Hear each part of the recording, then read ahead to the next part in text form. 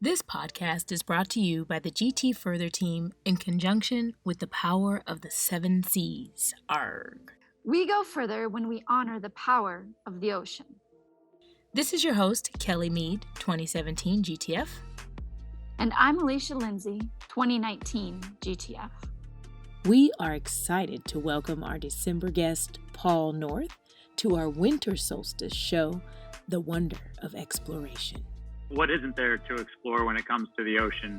Even if you're just walking along a coastline, you get a chance to see how the waves interact with the shore, and that usually determines the beach that you're walking on or whether or not there's a beach at all. But I think every time I interact with the ocean, there's a new lesson. Usually it's reminding me that I'm small.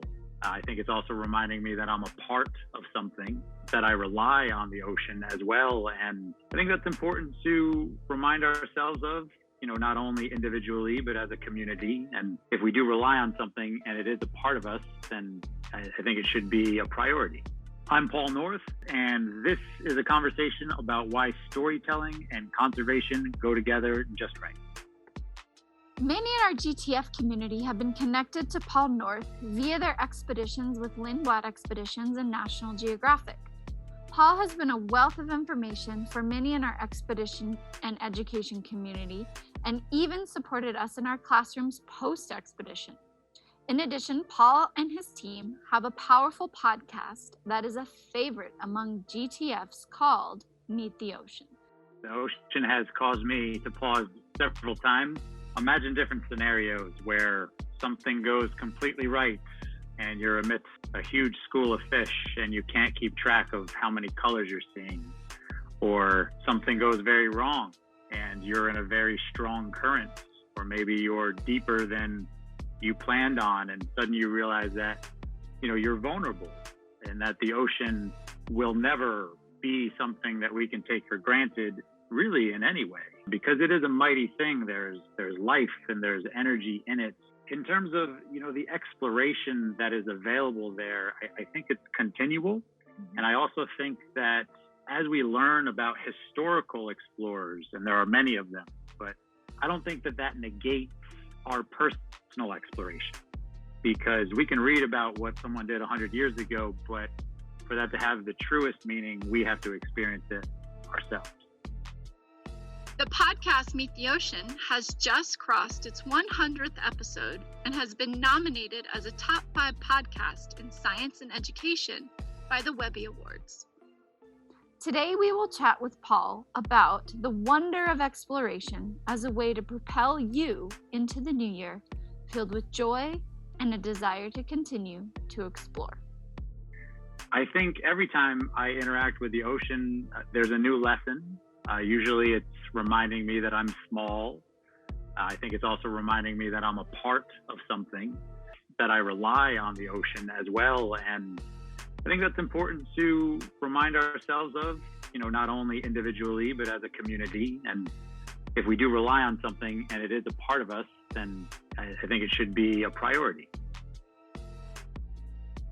So, Paul, it's really wonderful to have you here. For many in the GTF community, the name Paul North resonates and sends like shockwaves, because Paul does a lot of work with GTFs when they're on expedition in many of the locations. Do you feel like when you encounter GTFs, they are transformed by the power of the ocean? Have you observed that at all? Well, it depends on how big the waves are. But Antarctica, probably. So true. Yeah, I mean, Alaska has its waves too. I think I heard you guys got up there as well. Yeah, that transformation that you mentioned is maybe inevitable. I think when you get the opportunity to be on the water for a period of time, then you start to understand its rhythm. It starts to affect your dreams. We could say it speaks to us in a way. And not only that, but interacting with the community that's on board, which are all these vibrant, super excited elders who are acting like children because they're so excited about the creatures they're seeing. So, yeah, no, I think that transformation is a real thing. I think it resonates with a lot of GTFs because when they go on these expeditions, the ocean becomes a part of their soul. For many of us, we're very landlocked, and so the ocean is not something we connect to regularly. And I love what you just said, that it just becomes a continuous part of who we are, and we should really value and appreciate and care for that. Yeah, there's nothing like being in it. Yeah, to give you some perspective, and way out in it. Yes, the ocean does speak to us. I have been spoken to several times, not only during expeditions, but just, living on the coast. It really makes you think about how vast and expansive, water in the ocean is and the power that it possesses. Yeah, and it really, I think the vulnerability piece that you brought up, Paul, is really important. We take that for granted when we think about the ocean, because I think there's still this sense among many people that we can control nature and that nature is within our grasp. And I think when you go out, truly out into the ocean, it shows you how that is completely not possible and how you are truly at the will of what the ocean, wants to deliver to you on a daily basis. It's true. And I've seen it in many capacities. Over my career, I've been a polar diver. I've been a commercial fisherman. I've been a sailor. I've helped people with oyster farms. So in seeing that many different sides of it, that helps my personal understanding. But I also think it helps me tell its story in a more robust way. I'm just curious, how did you decide that you wanted to tell the ocean story? Your podcast resonates with so many people, and I'm just curious, how did you decide that it was the story you needed to tell? Maybe the way I would phrase it is I saw a need to tell the story better, because we've always told the ocean story, and just coincidentally, I actually grew up in a town where the man who voiced Sebastian the Crab started a theater. And, that's just a wayward connection, but at least, that was in upstate New York and sort of gives you a sense of how creativity can interact with the ocean. So I've seen the way we treat it sort of, maybe I'll say, with kids' gloves on. And I think kids these days want the real story and the kind of details that cause more questions and cause more interest and cause more relevance, because it is the planet that we live on. So how we're telling the story is of the utmost importance. It's not just to say something about this thing, but how many different stories there are to tell of it. So you have your different variations of old, but I think our younger generation is very vocal in what they want to know more about. And the ocean is one of those big ticket items that contributes to everything we do. The more stories we can tell about our ocean experiences, the more comfortable they'll become even with the ocean and their contribution to maintaining it. And just think, you might be teaching future submarine drivers. Who knows? Yep, exactly. And I think I am, actually. There's a few out there. My students are very interesting this year. So yeah, they're out there in the ocean looking at sea level rise and things that are impacting communities that are similar to the one that they live in or near, or a family member lives near, or a different culture is experiencing right now that they're connected to. And so the more they learn these different stories, the better they can make decisions about our future. And that's what I try and do. Travel with your ears. You put the headphones on and you can be in Tahiti, you can be in the Arctic, and I think that has value, and it also connects our world. Yes, I do love your sound effects too, by the way. Yes. Shout out to my production team. That's not me. Yeah. Well, and I will say my daughters and I listened to your podcast in the car. I wanted them to understand the power of the ocean. And we live in Colorado, so that's somewhat challenging. But when Cherie Barton said, "Oh, you got to listen to Paul North's podcast," I was like, "Oh." And they love like you said, not only the sound effects, but it just has perked their curiosity about everything about the ocean. And they want to do trips to the ocean now to understand that. So I think that's just the power of what you've done with your podcast, because it's connecting, like Kelly said, it's connecting with kids, and it's connecting with people who want to make sure that these things are around. Kelly, you mentioned the old tales of the ocean, and one of them is the Pied Piper, and has kind of a gruesome end, but I'll take the nice part of it. Yes. And the idea of leading children to the sea, more so for like shell collecting and stuff rather than that story. But yes. And we have to invent new ways, because I think the human brain combined with culture over time, we absorb things and they don't have the same effect that they do.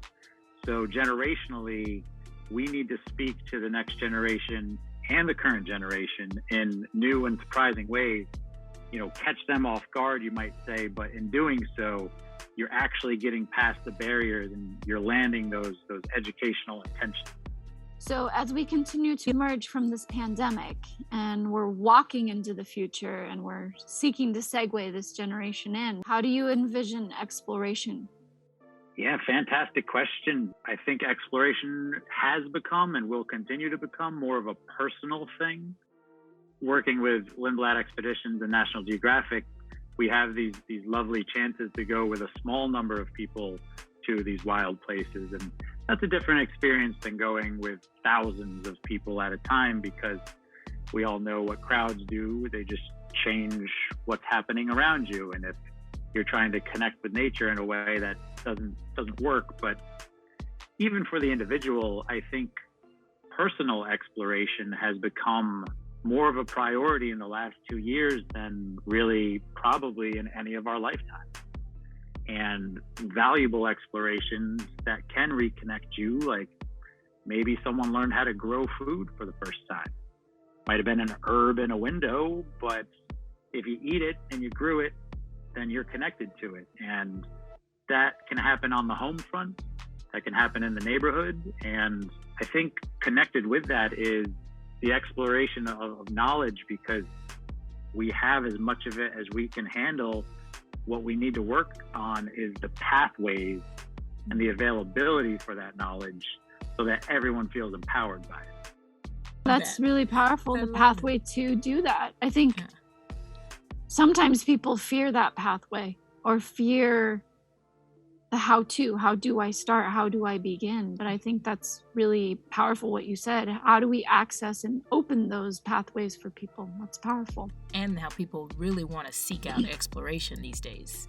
I think especially in the midst of the pandemic continuing forward, people felt disconnected to many different things. And even in their shutdown experience, they saw more things that they would like to try, or different avenues and venues to explore outside of their norm that they used to do.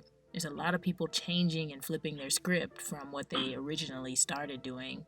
And I think that wonder of exploration is going to be integral in their healing and their continuation of understanding themselves even more so than what they did before. Because when you are closed in to a space with a variety of restrictions that you weren't used to, it really makes you think about things that you did in the past and how you want to move forward this time around. It kind of makes me think of a phrase that a friend of mine said, and no one's life will ever be more interesting than my own. And when I first heard that, I actually thought it was a little too self-centered.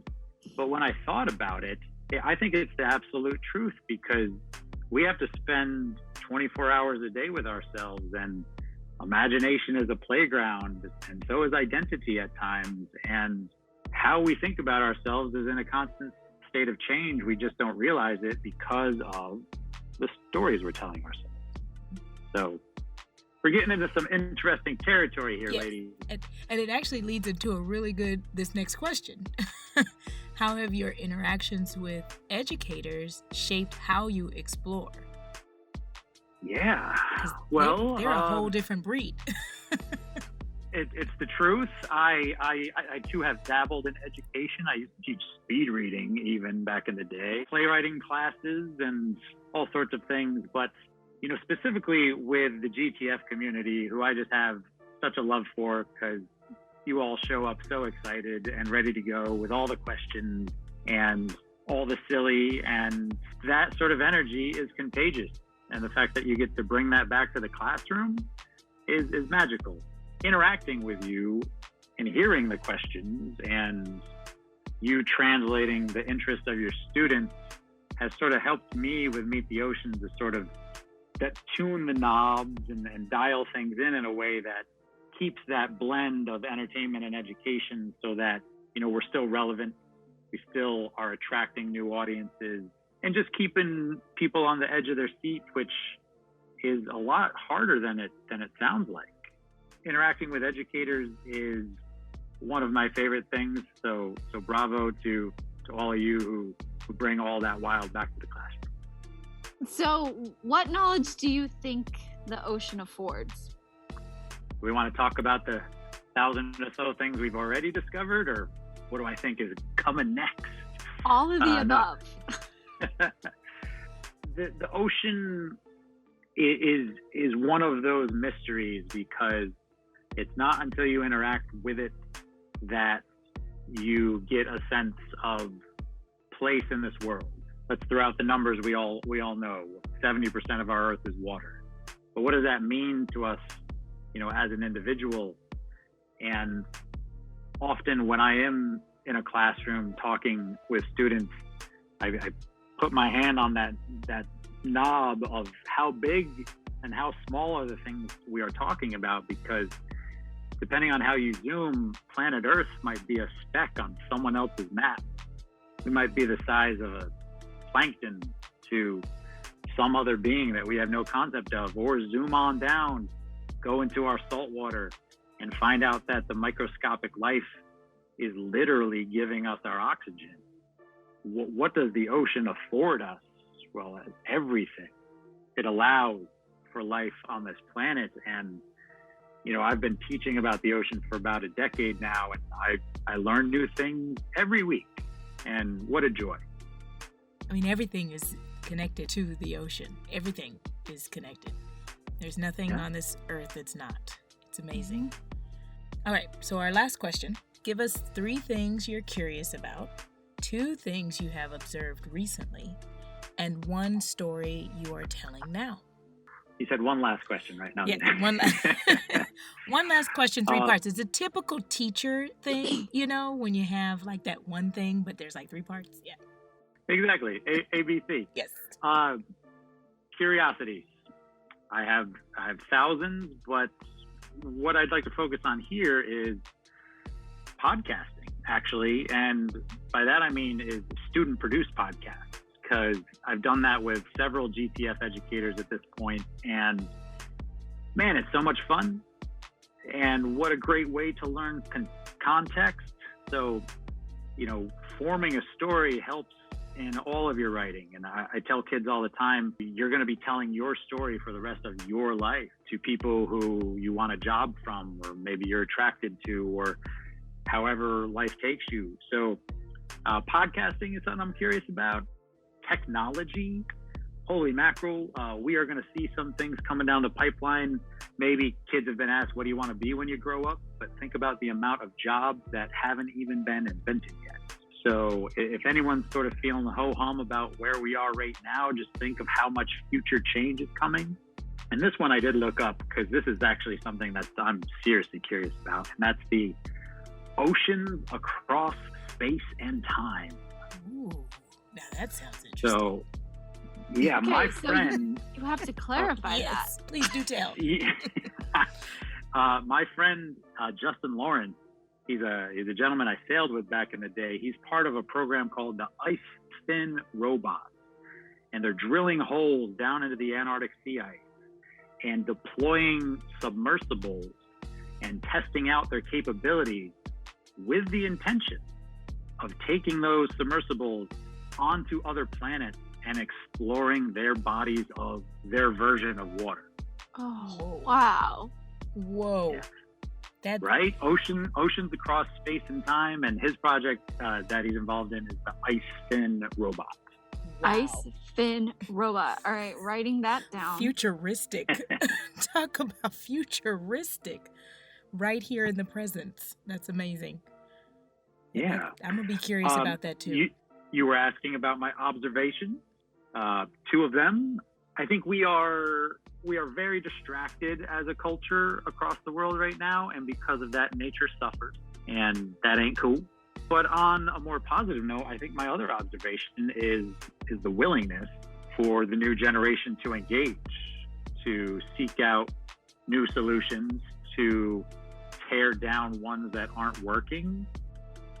You know, when the March for Science took place here in Portland, Oregon, I went as a photographer, and I got very emotional to see those young people holding signs that said, if you're not going to act like adults, we will.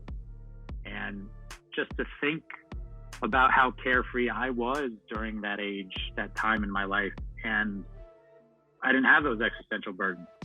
Now that I am where I am in life, I'm able to hopefully, through a lot of like fun and shenanigans, teach people about the ocean so that they can carve that path forward.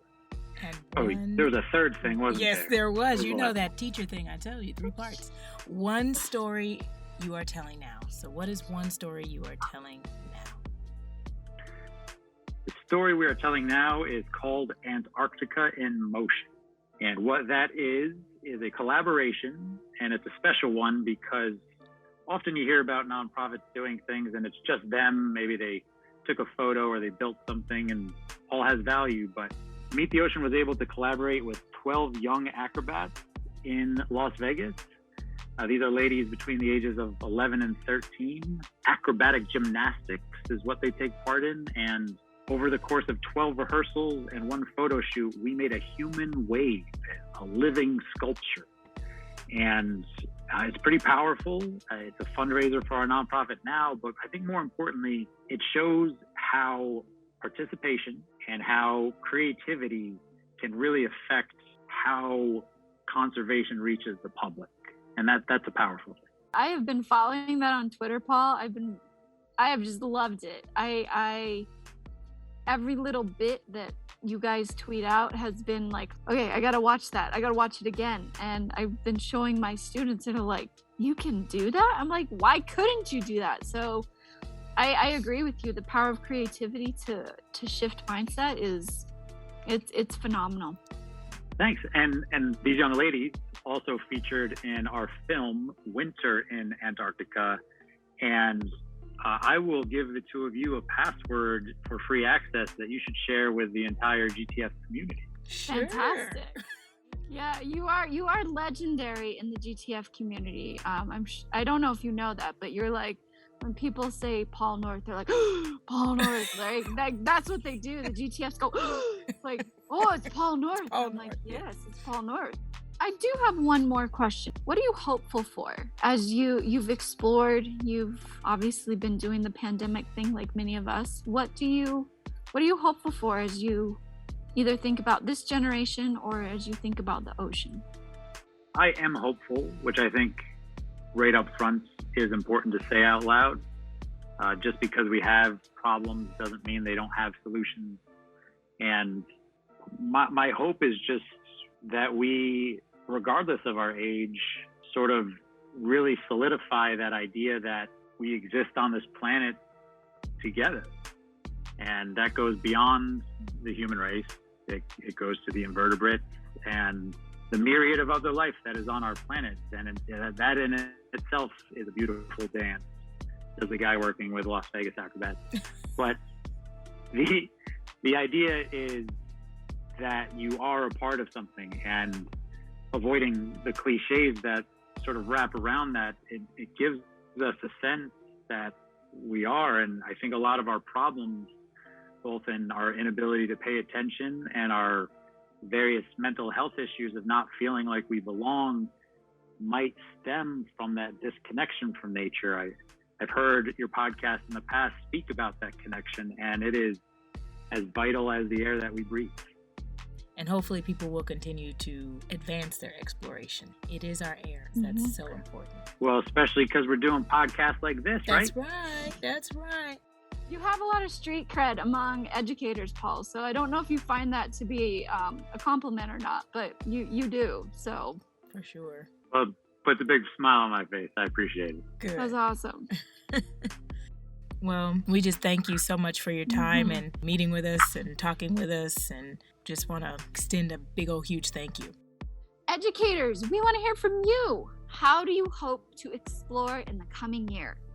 Add your ideas to our GTFurther hashtags on Twitter, Instagram, or Facebook. Hashtag connecting further. Hashtag educator explorer. That's all for this special episode of FFX Winter Solstice. For more on today's episode and the latest further updates, you can always visit https://educatorexplorersfurther.blogspot.com/ or visit us on Facebook on the Nat Geo Ed/GT Fellows Further page. A special thanks to Paul North for joining us for this episode. This podcast is brought to you by the GTFurther Team in conjunction with the power of the 7 seas. We go further when we honor the ocean. FFX Winter Solstice is a GTFurther Team original production. It's hosted by Alicia Lindsay and Kelly V. Mead. From South Dakota, California, and Colorado, the show is produced by Ann C. Lewis, Kelly V. Mead, and Alicia Lindsay. Editing, sound, design, and original scoring by Kelly V. Mead, with help from nature.